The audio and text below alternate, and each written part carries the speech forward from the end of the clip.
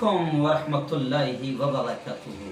नाज़रीन, इस्तकबाल है, स्वागत है आपका मुफ्ती हारून नदवी ऑफिशियल और वायरल न्यूज़ इंडिया इन दोनों चैनलों पर हम नेशनल और इंटरनेशनल न्यूज़ के अलावा कुछ अहम मुद्दों पर आपसे गुफ्तगू करते हैं, चाहे वो सियासी हो, समाजी हो, दीनी हो, मिल्ली हो, अवामी हो, मुल्की हो या इंटरनेशनल, कोई भी हो, कुछ अहम मुद्दों पर हम गुफ्तगू करते हैं।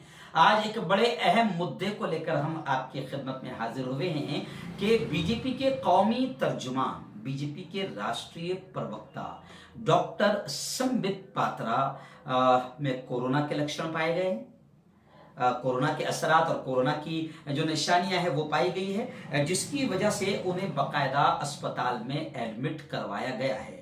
गुज़िश्ता कल से मैं देख रहा हूं लगातार, जब मैं दोपहर में घर गया, अपना चैनल हमारा, हम लोग आमतौर से 3-4 बजे हम चैनल से निकल जाते हैं, हमारे नेशनल इंटरनेशनल खबरें 3 बजे तक सब हो जाती है। जब मैंने देखा और शाम पढ़ते हुए फिर लगातार बिल्कुल यूट्यूब चैनल्स पर या पोर्टल चैनल्स पर या खबरों में टीवी चैनल्स पर लगातार एक ही खबर चल रही थी कि संबित पात्रा को कोरोना हो गया और कोरोना के लक्षण में उन्हें अस्पताल में एडमिट करवाया गया है। इस तरह की खबरें सामने आई है, लेकिन उसमें खास तौर से एक बात अच्छी लगी कि बाद लोगों ने ये कहा, यानी संबित पात्रा को नसीहत करते हुए कहा कि संबित जी, ऐसा किसी को ताना नहीं कसा जाता, ऐसा किसी का मजाक नहीं बनाया जाता।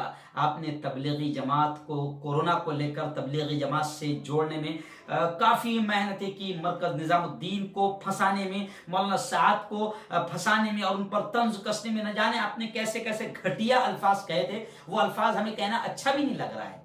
तो कई चैनल्स वाले इसको बहस बना रहे थे कि ये वही संबित पात्रा है जो कोरोना को लेकर काफी बुरे अल्फाज में मरकज निजामुद्दीन या मौलाना शाह साहब या तबलीगी जमात या मुसलमानों पर निशाना साध रहे थे, और मुल्क की आतंकवादी मीडिया ने भी बहुत सारा कारनामा अंजाम दिया था। तो संबित पात्रा और इन जैसे और भी जो जहरीले लोग हैं या आतंकवादी मीडिया के लोग हैं, इनके जहर की वजह से दिल्ली में सब्जी फरोश मुसलमानों को मारा गया, उनको गलियों में घुसने नहीं दिया गया। तो कुछ लोग ये तमाम चीजें और तमाम शिकायतें बताकर संबित पात्रा पर हंस भी रहे थे, तंज भी कर रहे थे और कमेंट्स भी कर रहे थे। लेकिन मैं अपनी बात शुरू तो कर ही दिया हूं, लेकिन अपनी बात शुरू करने से मैं पहले कहूंगा कि हमें इस्लाम की तालीम है, कुरान की तालीम है, प्रॉफेट मोहम्मद सल्लल्लाहु अलैहि वसल्लम की तालीम है कि हम किसी की बीमारी को लेकर या किसी की तकलीफ को लेकर हम तंज ना करें,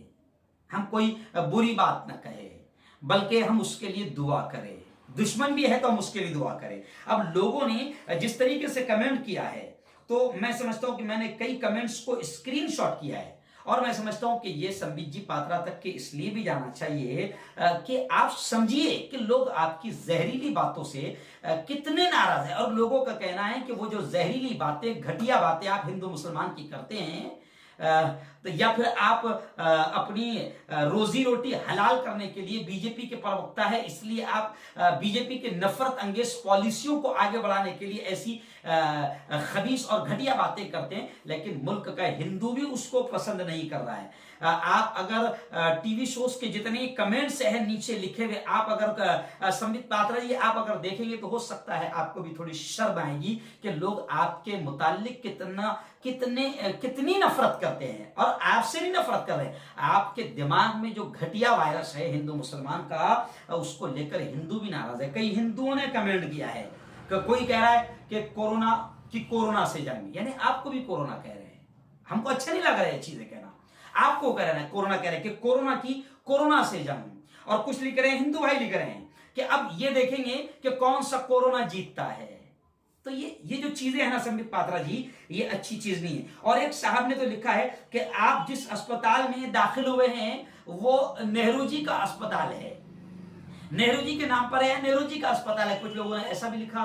तो अब आप जिस नेहरू या जिन अपोजिशन की पॉलिसी के खिलाफ आप बोलते रहे, आपका इलाज वहीं पर हो रहा है। और आपको, मुझे शर्म भी आ रही है, ऐसे ऐसे कमेंट लोगों ने लिखे कि मुझे अच्छा नहीं लग रहा है उसको बयान करते हुए, बिल्कुल भी बुरा लग रहा है। खैर इतना जरूर कहूंगा मैं कि लोग इतनी आपसे अपील कर रहे हैं, मैं आपसे अपील करूंगा, बल्कि दुआ करूंगा। हमारी पूरी टीम आपके लिए दुआ कर रही है, क्योंकि आप एक अच्छे डॉक्टर भी है, आप एक बड़ी पार्टी के राष्ट्रीय प्रवक्ता है।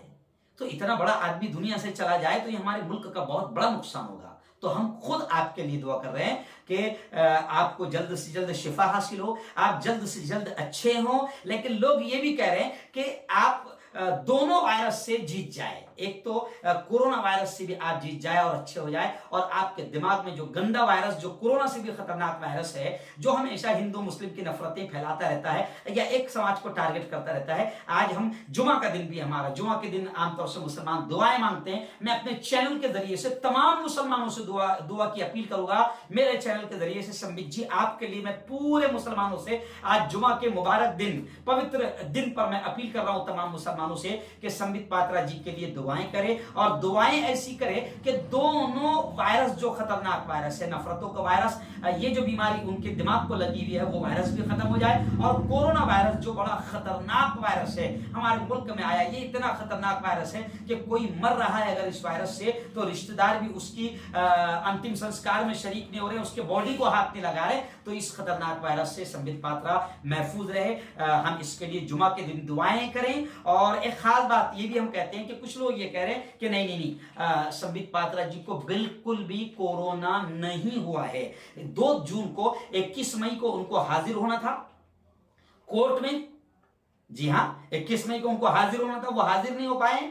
अब 2 जून को उनकी हाजिरी है, तो वो कोर्ट में, क्योंकि अब लग रहा है उनके खिलाफ 2-3 जगह FIR हो गई है, तो 2 जून को उनको हाजिर होना है। तो कुछ लोग ऐसा कह रहे हैं कि वो कोर्ट में हाजिरी और जेल में जाने से अपने आप को बचाने के लिए उन्होंने ये नाटक किया है। तो हम तो ये चाहेंगे कि ये नाटक ही हो तो अच्छा है, क्योंकि बड़े आदमी हैं। अगर ये दुनिया से जाते हैं और कोरोना वायरस इनको लगता है तो ये हमारे मुल्क के लिए बड़ा नुकसानदेह होगा, क्योंकि वो एक अच्छे आदमी है, एक ज़हीन आदमी है, एक डॉक्टर आदमी है। हम सिर्फ ये दुआ करें उनके लिए कि वो कोरोना से भी महफूज रहे, और नफरतों का जो वायरस उनको बहुत बरसों से पकड़ चुका है, वो वायरस भी उनका खत्म हो जाए, और वो ठीक ठाक अच्छे होकर अपने घर वालों में लौट जाए और समाज में लौट जाए। लेकिन अब कुछ लोग सवाल ये भी उठा रहे हैं कि अगर कोरोना वायरस से वो पॉजिटिव है, तो फिर जितने भी चैनल्स पर उन्होंने इंटरव्यू दिया है, तमाम के तमाम एंकर्स को उठा लिया जाना चाहिए, क्योंकि हो सकता है ये वायरस दूसरों में फैल सकता है। तो मानवता की हिफाजत के लिए उन तमाम टीवी चैनल्स पर, जिन चैनल्स पर ये